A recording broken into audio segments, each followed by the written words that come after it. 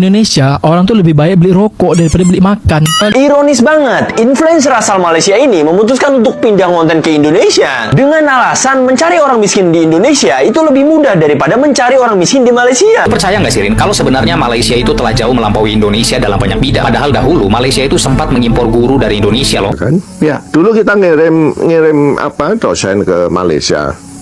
Ya kan? Tapi sekarang kita ngirim anak-anak S2 S3 ke Malaysia. That's something wrong. Iya. Ya kan? Berarti kita tidak kemana-mana. Calontung selera orang Malaysia yang turun. Indonesia merdeka 12 tahun lebih awal daripada Malaysia. Tapi kenapa sekarang Malaysia yang lebih maju ya? Di saat kampus top Indonesia di dunia cuma ranking ratusan, kampus top Malaysia udah ranking puluhan. Ini gue nggak nyangka banget. Malaysia akan deklarasikan diri jadi negara maju tahun ini. Keren banget. Padahal Indonesia ini kan banyak ikan, kaya akan ikan. Tapi kenapa IQ rakyat Indonesia ini bisa jauh di bawah negara-negara tersebut? Alasan kenapa Malaysia menjadi negara maju, kata Ujang Arif. Rakyatnya suka jalan-jalan ke luar negeri, tiketnya murah. Harga BBM di Malaysia lebih murah. Pantes aja Malaysia itu bisa sejahtera kan? Karena pajak mobilnya, khususnya Avanza nih, di Indonesia itu mencapai 4 juta rupiah. Sedangkan di Malaysia cuma 385 ribu rupiah. Dan diketahui bahwa perkembangan negara Malaysia 20 tahun lebih cepat daripada Indonesia. Dan faktanya, justru Indonesia malah diturunkan peringkatnya oleh Bank Dunia dari menengah ke atas ke menengah ke bawah. Bang, bahas Malaysia yang ngalahin Indonesia jadi negara maju duluan. Menarik nih. Kita baca beritanya. Melaju 20 tahun lebih cepat dari Indonesia. Malaysia akan deklarasikan sebagai negara maju 2025. Seriusan kita kalah maju sama Malaysia? Apakah karena di sana ada Upin Ipin? Bukan nih. Menurut Dr. Zakir Naik, Malaysia merupakan negara terbaik untuk Muslim bukannya Indonesia maupun Arab. Zakir Naik menyatakan bahwa Malaysia berhasil menyeimbangkan antara kemajuan modern dengan nilai-nilai Islam. Berbeda dengan Indonesia dengan 80% Muslim. Baca daripada kemajuan Malaysia. Bagaimana ekonomi negara saya boleh maju dari Indonesia. Sekarang saya berada di pusat kota Penang. Ini merupakan pusat industri kesehatan yang ada di Malaysia selain Kuala Lumpur dan Petaling Jaya. Disinilah lebih dari 10 miliar US dollar atau sekitar perhitungan kita 160 triliun rupiah dana masyarakat Indonesia mengalir. Bismillah, Assalamualaikum warahmatullahi wabarakatuh. Segala puji bagi Allah Subhanahu wa Ta'ala. Salawat dan salam ke atas junjungan besar Nabi Muhammad SAW, keluarga baginda dan para sahabat seluruhnya. Malaysia baru-baru ini diumumkan PBB dan Bank Dunia naik level jadi negara maju berpendapatan tinggi. Ini berkat pendapatan per kapita mereka yang udah tembus lebih dari 13.800 US dollar. Indonesia sendiri masih di kategori negara berkembang, tapi udah makin dekat loh. Sekarang udah di kisaran 4.700 US dollar per kapita. Sementara Indonesia masih berjuang di level negara berkembang. Apa benar Malaysia udah ngalahin kita? Dan apa artinya ini buat masa depan Asia Tenggara? Indonesia, orang tuh lebih baik beli rokok daripada beli makan. Kalau di Malaysia, orang lebih baik beli mobil daripada beli makan. jadi dia tak makan, dia beli mobil aja. Lah, lebih banyak jumlah mobilnya daripada jumlah penduduknya.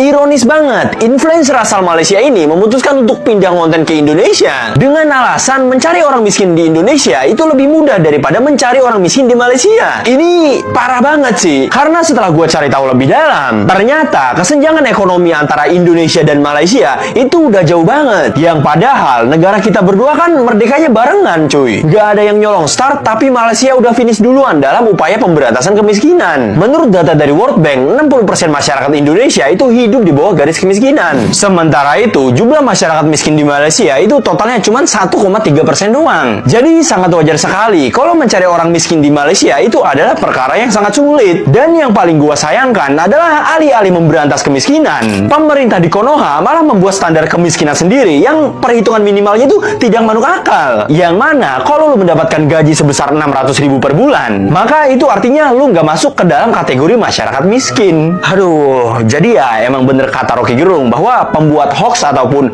berita palsu terbaik adalah ya pemerintah itu sendiri. Jadi gimana menurut kalian? Percaya nggak sih, Rin, kalau sebenarnya Malaysia itu telah jauh melampaui Indonesia dalam banyak bidang. Padahal dahulu Malaysia itu sempat mengimpor guru dari Indonesia loh. Dan Malaysia dulu sempat mempelajari cara mengelola ladang minyak di Indonesia. Namun sekarang Malaysia unggul dalam bidang-bidang itu. Ini luar biasa sih. Jadi Malaysia itu belajar kemudian mengembangkan sendiri lalu melampaui Indonesia. Bener banget, pantas saja Malaysia ini masuk ke dalam negara maju. Di tahun 60-an Malaysia impor guru dari Indonesia karena dianggap berkualitas. Sekarang kualitas pendidikan Malaysia jauh lebih unggul. Di tahun 74, Petronas baru berdiri. Mereka mempelajari cara mengelola ladang minyak ke Pertamina. Saat ini, Pertamina kalah dari segi produksi dengan Petronas. Bahkan Pertamina setiap tahunnya impor minyak dari Petronas loh. Tahun 84, itu Indonesia capai swasembada beras dan Malaysia masih tergantung pada Thailand, Vietnam, dan Pakistan. Tapi sekarang Malaysia itu produksi berasnya 3 kali lipat dibandingkan Indonesia. Dan aku yakin masih banyak lagi yang nunggu di Malaysia dari berbagai bidang, Ri. Iya bener banget, ini tuh jadi sorotan bukan karena kita ingin menjelekkan negara ya, tapi kok bisa gitu ya, negara yang sangat luas, kaya, dan sumber dayanya banyak, manusianya banyak yang pintar juga, dilampaui oleh Malaysia, padahal dulu kita yang bimbing mereka. Kan? Ya. Dulu kita ngirim dosen ke Malaysia, ya kan? Tapi sekarang kita ngirim anak-anak S2 S3 ke Malaysia. That's something wrong. Iya. Ya kan? Berarti kita tidak kemana-mana. Baca lontong selera orang Malaysia yang turun. Nggak tahu lagi. Something wrong. Kita memulai kampus-kampus kita mulai S2 S3 itu tahun 2000-an aja belum banyak, baru 1-2. Kalau S2 dulu LPPM yang saya ingat ya kan. Ya. Gitu. Sekarang udah berapa kampus-kampus ya? Kalau sekarang kan hampir semua sendiri sudah ada. Padahal di tahun 2000-an Malaysia semua kampus pasti ada S2 S3. Gitu. Masalahnya riset itu utamanya motor penggerakannya itu mahasiswa S2 S3. Ya. Itu saja sudah menunjukkan sesuatu yang salah. Ya. Gitu. Kita merasa sudah mendidik orang S3 kemudian dia pulang seolah-olah kita sudah siap riset, padahal kan nggak begitu. Tidak begitu. Karena ada not as simple as that. Yeah. Itu kan orang baru keluar dari ketiak profesornya, ya kan? Yeah. Jadi artinya pendek kata kita belum ada ekosistemnya, Mas. Ekosistem ini apa yang dilakukan Pak untuk kan Mas Handoko udah tahu banget nih. Ya, membangun ekosistem. Ya banyak researcher kita pulang dari sana di sini nggak ada kerjaannya. Persis. Ya kan? Terus nomor 2 gajinya kecil. Iya, kita ini mengalami brain drain 3 kali loh dari sejarah ya. Tahun 50-an. Karena kita terlalu nasionalis, mohon maaf sekali ya. Gitu. Kita banyak mengusir orang Belanda keluar dari kampus padahal kita belum siap. Oke. Ya. Itu nasionalisme yang berlebihan ya. Persis. Tahun 60-an. Ya. Gitu karena politik orang-orang yang dikirim ribuan Eropa Timur ya. Nggak boleh pulang. Iya, nggak hanya Eropa Timur, Eropa Barat juga banyak waktu itu. Nggak boleh pulang. Banyak yang jadi exile. Exile ya. Ya kan? Ada nggak bisa pulang kan Pak? Iya, karena akhirnya jadi exile karena politik lah ya. Politik. Yang ketiga itu angkatan saya, angkatan kami ini tahun 85 sampai 95 Pak Bibi ngirim 5.000 orang, ya kan? Hanya 30% yang stay. Itu pun tidak banyak. Karena tidak tertampung. Dan tidak banyak yang jadi periset. Bukan, tidak ada ekosistem di sininya. Iya.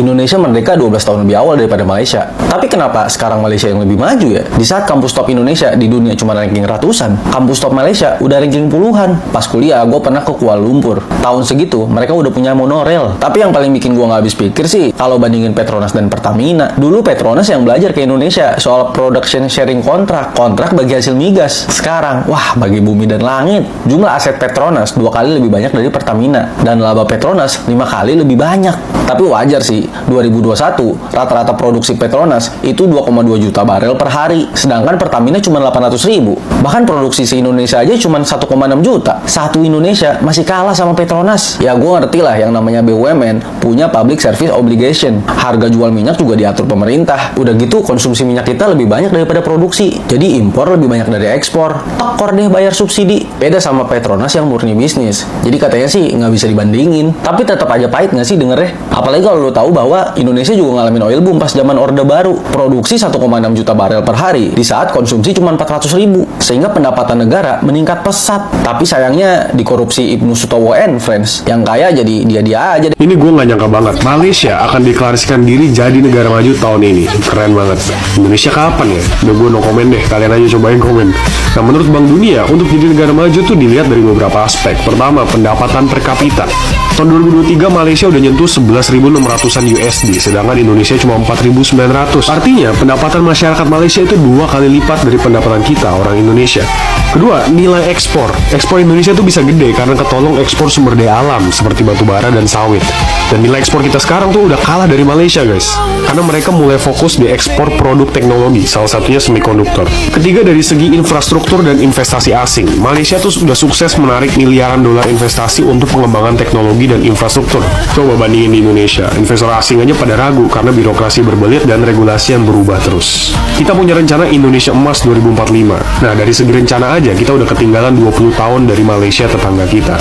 Nah, kalian optimis nggak Indonesia beneran emas tahun 2045? Padahal Indonesia ini kan banyak ikan, kaya akan ikan. Tapi kenapa IQ rakyat Indonesia ini bisa jauh di bawah negara-negara tersebut? Makanya kita nih sebagai rakyat biasa di Indonesia ini tahu salah lapor-lapor tuh korupsi-korupsi itu. Naikkan dulu IQ deh. Kalau naikkan IQ berarti akan mengurangi korupsi, beda. Sekarang kalau IQ-nya naik itu kan cara berpikirnya berubah, Ceh. Alasan kenapa Malaysia menjadi negara maju, kata Ujang Arif. Rakyatnya suka jalan-jalan ke luar negeri, tiketnya murah. Harga BBM di Malaysia lebih murah. Kualitas pendidikannya lebih bagus. Persaingannya ketat, kerja keras dalam belajar. Multicultural. Bahasa Inggrisnya aktif. Individualis, kesannya judes dan gak ramah. Banyak didatangi orang asing, airportnya tuh sibuk banget. Harga tiket murah kemana-mana. Pemerataan ekonomi. Paspornya kuat, boleh masuk ke ratusan negara. Hukumnya lebih bagus, jadi investasi asing tuh banyak masuk. Indonesia itu bagus, tapi kalau kalian ke Malaysia, itu kerasa banget ketertinggalannya. Bahkan Jepang, New Zealand, Korea, China, alamnya lebih spektakuler. Realita aja dulu. Pantes aja Malaysia itu bisa sejahtera kan? Karena pajak mobilnya, khususnya Avanza nih, di Indonesia itu mencapai 4 juta rupiah, sedangkan di Malaysia cuma 385 ribu rupiah. Padahal mobilnya sama persis. Kok bisa ya? Bedanya sejauh itu, Ri? Itu dia, jadi di Indonesia ini pajak kendaraan itu terdiri dari beberapa komponen. Banyak loh, ada pajak kendaraan bermotor, sumbangan wajib dana kecelakaan, dan kalau mobilnya ganti nama pemilik alias balik nama, itu bisa ngeluarin jutaan rupiah. Bedanya kalau di Malaysia nih, pajaknya itu sederhana banget. Pajaknya cuma dihitung dari kapasitas mesin mobil dan biayanya murah banget. Balik nama cuma sekitar 500 ribu rupiah. Jadi nggak heran, pajak mereka ringan banget dibandingkan Indonesia. Tapi kenapa pajak di Indonesia itu sangat berat? Jadi alasannya, pajak kendaraan itu jadi sumber utama pendapatan untuk pemerintah daerah. Jadi pemerintah pengen mengendalikan jumlah kendaraan biar nggak bikin macet dan polusi. Nah, masalahnya sistem perpajakan kita juga udah lama nggak diperbarui. Dan diketahui bahwa perkembangan negara Malaysia 20 tahun lebih cepat daripada Indonesia. Dan faktanya, justru Indonesia malah diturunkan peringkatnya oleh Bank Dunia dari menengah ke atas ke menengah ke bawah.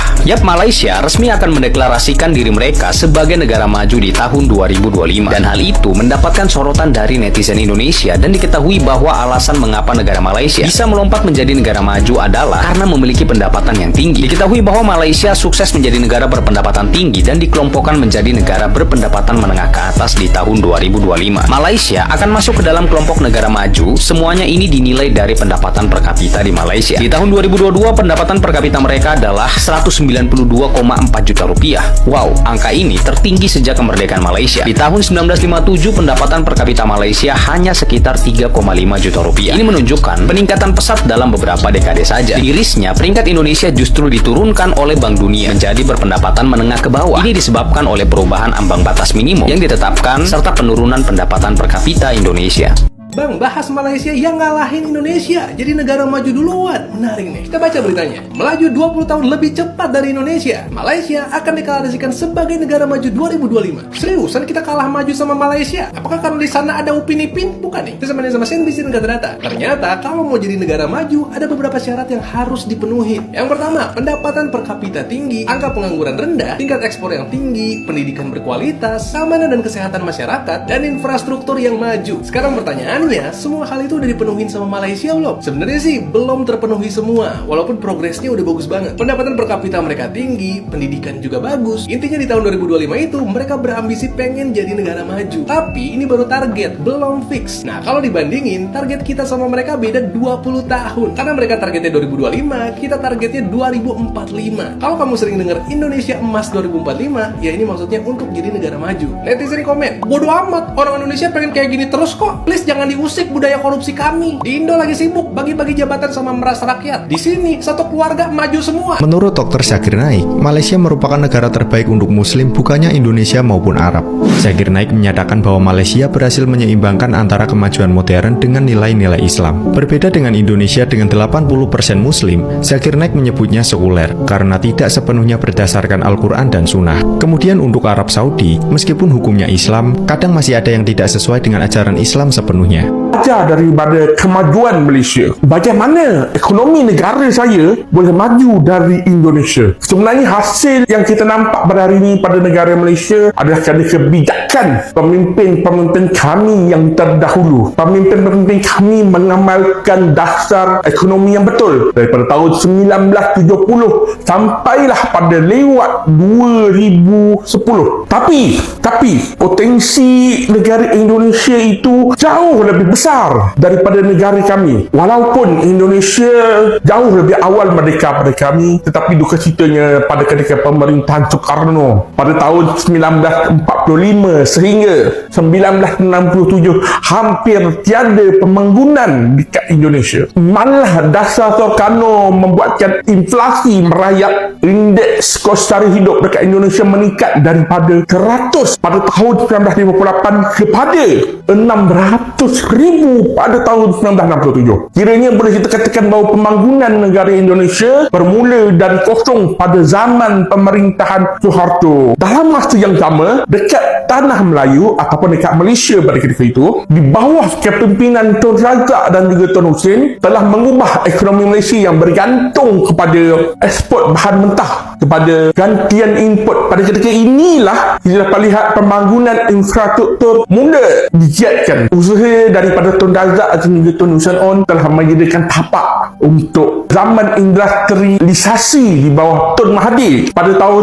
1981 hingga tahun 2000. Pada ketika inilah zaman beliaulah menyebabkan ekonomi negara kita melonjak ke tahap yang baru. Boleh lihat peningkatan ekspor Malaysia mencecah 100% daripada KDNK pada tahun 1980-an. Walaupun Soeharto menjalankan dasar yang lebih kurang sama, tetapi tidak cukup intensiti yang ada seperti mana yang dilakukan oleh pemimpin-pemimpin Malaysia. Maka ketika inilah yang kita namakan sebagai pemisahan besar ekonomi Indonesia dan juga Malaysia yang pertama. Kedua pula berlaku ketika zaman krisis kewangan pada 1997 hingga 98 dekat Asia. Kali ini Malaysia bertuah memiliki Pak Lah dan juga Datuk Seri Najib Razak yang ketika itu mengubah dasar ekonomi negara kita kepada meliberalisasikan pelaburan dan perdagangan dan mula mengurangkan kebergantungan kepada ekspor. Di zaman inilah FTA dan juga FPI menjadi tumpuan utama negara kita. Dalam masa yang sama, Soeharto cuba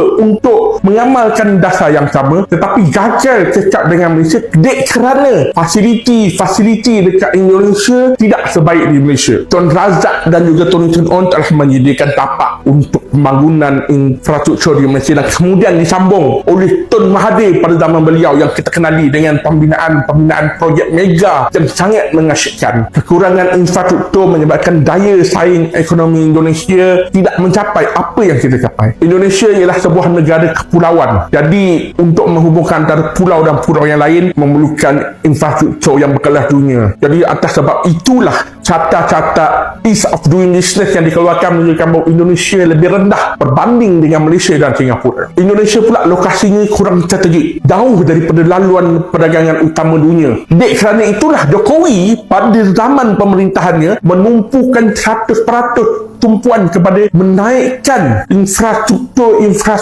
dekat negara Indonesia. Idea Jokowi seperti poros maritim dunia sebenarnya adalah untuk cuba meningkatkan daya saing Indonesia. Atas sebab itu, saya berpendapat bahawa sekiranya Indonesia memiliki pemimpin yang tepat yang mampu menyambung legasi Jokowi, insya-Allah potensi Indonesia jauh lebih besar daripada Malaysia. Sebab itu, ada badan-badan dunia meramalkan Indonesia pada tahun 2050 akan menjadi ekonomi keempat terbesar dunia. Tapi untuk jadi seperti itu, Indonesia perlu ada pemimpin yang tepat. Buat masa sekarang, Indonesia adalah naga yang sedang tidur. Bergantung kepada siapa yang mampu mengejutkan naga ini. Sekarang saya berada di pusat kota Penang. Ini merupakan pusat industri kesehatan yang ada di Malaysia selain Kuala Lumpur dan Petaling Jaya. Disinilah lebih dari 10 miliar US dollar atau sekitar perhitungan kita 160 triliun rupiah dana masyarakat Indonesia mengalir untuk mendapatkan layanan kesehatan. Dan tentunya jika kita melihat yang diutamakan adalah pelayanan, peningkatan SDM, yang diutamakan juga adalah bagaimana memuliakan pasien. Nah, ini bisa kita pelajari dengan baik dan bisa kita ciptakan sebuah kolaborasi sehingga banyak sekali peluang yang bisa dibuka untuk industri kesehatan kita, bukan hanya untuk membuka peluang usaha dan lapangan kerja di industri kesehatan, tapi juga bisa untuk memberikan layanan kesehatan yang lebih baik bagi masyarakat kita. Mudah-mudahan ke depan Indonesia bisa membuka kekuatan yang bisa menjadi epicentrum dari layanan kesehatan regional ASEAN yang sedang kita buka baik di Jakarta, di Bali, Surabaya, Medan, dan beberapa kota besar lainnya. 3P yang menjadi kunci kenapa industri kesehatan di Malaysia bisa berkembang 20 tahun terakhir adalah people. Bagaimana menyiapkan SDM yang baik, proximity, kedekatannya dengan pasar, dengan Indonesia, sehingga banyak masyarakat kita yang mudah mengakses layanan kesehatan di Malaysia. Price, bahwa ternyata layanan kesehatan di Malaysia selain memiliki layanan yang baik, tapi juga bisa memberikan keterjangkauan yang masuk kepada budget dari masyarakat kita. Mudah-mudahan ke depan 3P bisa kita hadirkan bagi layanan kesehatan di Indonesia. Indonesia memang belum masuk negara maju, tapi ekonomi kita termasuk yang paling besar di Asia Tenggara. Masalahnya, jumlah penduduk besar bikin pendapatan per kapita kita masih sekitar US dollar 4.700. Pemerataan pembangunan, kualitas pendidikan, dan investasi SDM masih jadi PR besar. Malaysia mungkin menang cepat, tapi Indonesia punya potensi besar. Ekonomi digital, generasi muda kreatif, dan sumber daya alam jadi keunggulan kita. Yang penting, kedua negara bisa saling dukung dan bangkit bareng di Asia Tenggara. Kamu tim mana nih? Tulis pendapat kamu di komentar. Jangan lupa like, subscribe, dan aktifin loncengnya. Wassalamualaikum warahmatullahi wabarakatuh.